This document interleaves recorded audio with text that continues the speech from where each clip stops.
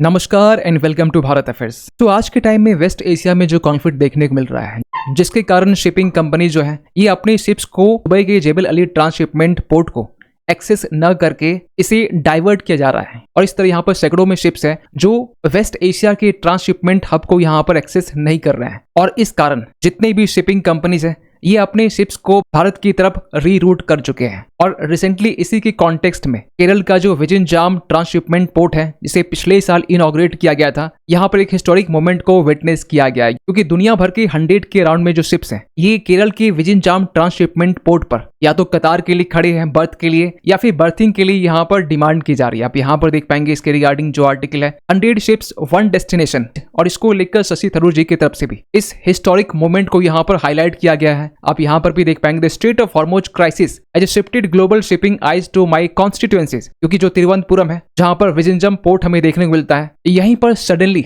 100 vessel जो है या तो ये कतार में खड़े हैं या फिर बर्थिंग के लिए यहाँ पर कॉल्स कर रहे हैं। और अगर विजिंजाम ट्रांसशिपमेंट पोर्ट की लोकेशन देखें तो इसकी लोकेशन काफी स्ट्रेटेजिक मानी जाती है। आप देख पाएंगे स्ट्रेट ऑफ हॉर्मोज से जिसकी डिस्टेंस है बाकी ट्रांसशिपमेंट हब से काफी नजदीक है, चाहे श्रीलंका का ट्रांसशिपमेंट हब हो या फिर सिंगापुर का हब हो। इन दोनों के कंपैरिजन में भारत का जो विजिंजाम है ये काफी नजदीक भी है, स्ट्रेटेजिकली भी काफी इंपॉर्टेंट है। सो इस वीडियो में बेसिकली हम लोग ये जानने वाले हैं कि क्यों यहाँ पर दुनिया भर के जो 100 शिपिंग कंपनीज हैं ये अपनी शिप्स को आज के टाइम में विजिंजाम पोर्ट में ट्रांसशिपमेंट के लिए एक्सेस की डिमांड कर रहे हैं, और कैसे ये विजिंजाम के लिए एक हिस्टोरिक मोमेंट बन जाता है। इन्हीं सब चीजों को लेकर हम लोग इस वीडियो में डिटेल से बात करने वाले। लेकिन बात करते शुरुआत से, अगर पहले बैकग्राउंड की बात करें तो आपको पता होना चाहिए स्ट्रेट ऑफ हॉर्मोज में जहां पर ईरान की तरफ से इस चोक पॉइंट को ब्लॉक किया गया, जिसके कारण दुनिया भर के जो शिपिंग कंपनीज है अपनी शिप्स को यहाँ पर डाइवर्ट कर रहे हैं। और जहां एक टाइम में स्ट्रेट ऑफ हॉर्मोज से 80 से लेकर 100 वेसल्स ये ट्रांजिट किया करते थे, आज के टाइम में ये घटकर 4 हो चुके हैं, जिसके कारण सप्लाई चेन में एक केओस सा क्रिएट हो चुका है। यहाँ तक कि दुबई का जो जेबल अली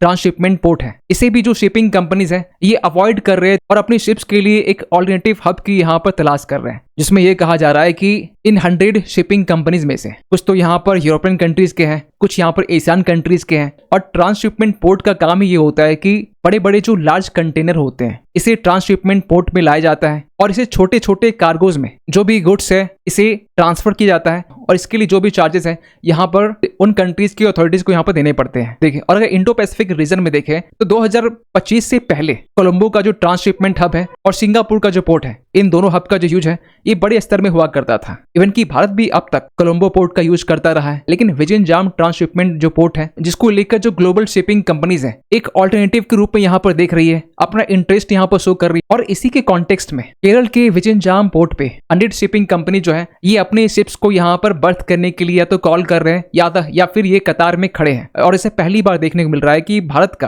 पहला ट्रांसशिपमेंट जो हब है इतने बड़े नंबर्स में वेसल्स को यहाँ पर हैंडल करने वाले है, क्योंकि इसके पहले भी पिछले महीने की बात कर रहे हैं मार्च के टाइम में जब विजिंजाम पोर्ट की तरफ से 61 वेसल्स को यहाँ पर हैंडल किया गया था, तब ये जो नंबर है ये 1 million TEU 20 foot equivalent unit जो है इसे भी क्रॉस कर चुका था। लेकिन अब यहाँ पर 100 शिप्स जो है ये अब कतार लगा के खड़े हुए हैं। इसको लेकर कांग्रेस के जो MP है शशि थरूर जी, इन्होंने भी इस चीज को हाईलाइट किया है। कहा यह गया कि जो ग्लोबल शिपिंग कंपनीज है ये विजिंजाम पोर्ट को एक ऑल्टरनेटिव ट्रांसशिपमेंट हब के रूप में देख रहे हैं, जिसे आज से 1 साल पहले पिछले साल मई की हम बात कर रहे हैं जब PM मोदी की तरफ से इस ट्रांसशिपमेंट हब को इनॉग्रेट किया गया था, जिसे अदानी की तरफ से डेवलप किया गया था 8900 करोड़ में। और इस तरीके से विजिंजाम जो पोर्ट है ये भारत का पहला ट्रांसशिपमेंट पोर्ट बनता है। अब सवाल ये निकल के आ रहा है कि विजिंजाम ही क्यों? पहली बात तो ये है कि जो वेस्ट एशिया में हमें कॉन्फ्लिक्ट देखने को मिल रहा है, यहाँ से जितनी भी शिपिंग कंपनीज हैं अगर डिस्टेंस की बात करें तो कोलंबो के कंपैरिजन में और सिंगापुर के कंपैरिजन में जो डिस्टेंस है ये काफी कम है। इवन की जो ट्रेड रूट डेविएशन है ये विजिंजाम पोर्ट के लिए 10 नॉटिकल माइल्स का है। मतलब ये है कि अगर शिप्स को डाइवर्ट करके विजिंजाम तक पहुंचना है तो इसे ओनली 10 नॉटिकल माइल्स तक ही डाइवर्ट करना होगा, जबकि कोलंबो के केस में ये 25 से लेकर 30 नॉटिकल माइल्स तक का है। इवन की सिंगापुर में तो और भी ज्यादा मेजर डेविएशन देखने को मिलते हैं। रही बात जियोपॉलिटिकल रिस्क की, तो भारत की जो टेरिटरी है ये काफी स्टेबल है बाकी के मामले में, लेकिन वही सिंगापुर की बात करें तो यहाँ पर जो कंजेशन है ये काफी ज्यादा है और डिस्टेंस में भी है। वहीं अगर ड्राफ्ट कैपेसिटी की बात करें तो जो विजिंजाम पोर्ट है ये 24,000 TEU 20 foot equivalent unit actually standard measurement होता है, तो इससे भी ज्यादा यहाँ पर शिप्स को हैंडल करता है। वहीं कोलंबो के केस में हमें लिमिटेड देखने को मिलता है और सिंगापुर की जो ड्राफ्ट कैपेसिटी है ये काफी ज्यादा है। लेकिन इशू यहाँ पर एक ही है कि सिंगापुर काफी डिस्टेंस में है। लेकिन विजन जाम का जो बर्थ लेंथ है जो फिलहाल अभी 800 मीटर का है, जहां पर 2 मदर शिप्स जो है वो डॉक कर सकते हैं। और जब पिछले साल पीएम मोदी की तरफ से विजन जाम पोर्ट को इनॉग्रेट किया जा रहा था, उसी टाइम इसकी कैपेसिटी को एक्सपेंड करने के बारे में भी कहा गया था कि हम लोग इसकी जो कैपेसिटी है ये हम लोग फेज 2 के दौरान हम लोग यहाँ पर एक्सपेंड करने वाले हैं, जहां पर इसकी जो बर्थ लेंथ है ये 800 मीटर से बढ़ाकर 2000 मीटर की यहाँ पर करने वाले हैं। वहीं की स्केलिंग की बात करें तो यहाँ पर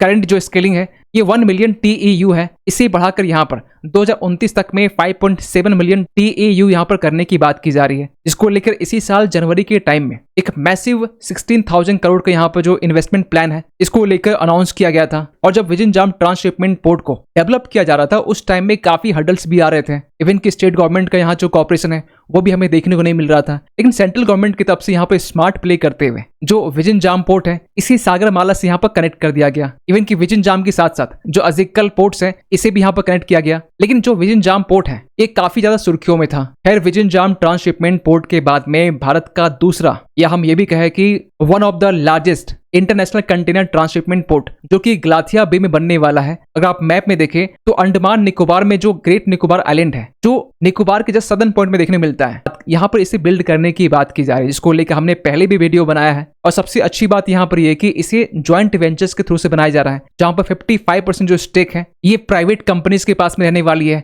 और 45% जो स्टेक है ये गवर्नमेंट के पास में यहाँ पर रहने वाली है। और इसमें हमने ये भी बताया था कि इसमें फॉरेन ऑपरेटर्स को इससे बाहर रखा गया है लेकर ये भी, और हाल ही में इसको लेकर ये भी अपडेट निकल के आया है कि PPPAC की तरफ से public private partnership appraisal committee की तरफ से जो डिपार्टमेंट ऑफ इकोनॉमिक अफेयर्स के अंडर में आता है, जो मिनिस्ट्री ऑफ फाइनेंस के अंडर काम करती है, इनकी तरफ से 48,862 करोड़ का जो गलाथिया बे प्रोजेक्ट है इसे यहाँ पर क्लियर कर दिया गया है। और इसका सबसे बड़ा फायदा यहाँ पर यह होने वाला है कि भारत अब तक कोलंबो और सिंगापुर इन 2 ट्रांसशिपमेंट हब का हम लोग यूज करते आ रहे थे, अब हम लोग इसे कम कर पाएंगे। इवन की जो गलाथिया बे की जो लोकेशन है ये काफी स्ट्रेटेजिक मानी जा रही है क्योंकि ये स्टेट ऑफ मलक्का से काफी नजदीक में है। अगर डिस्टेंस की बात करें तो ये महज 40 नॉटिकल माइल्स के डिस्टेंस में है, तो समझ सकते हैं कि स्टेट ऑफ मलक्का जहां से चाइना का 80% जो क्रूड ऑयल है वो पास होता है, 50 से 60% जो ट्रेड है इसी रूट से होकर गुजरता है। और ऐसी कंडीशन में अगर चाइना को भी भारत के ट्रांसशिपमेंट हब के लिए अगर बर्थ की रिक्वायरमेंट होती है तो हम लोग चाइना को भी यहाँ पर ये सर्विस दे पाएंगे। और इसी अंडमान निकोबार में हमारा ट्राई सर्विस कमांड भी है, जिसके जरिए हम लोग चाइना के शिप की जो मूवमेंट है इस पर भी नजर रख पाएंगे।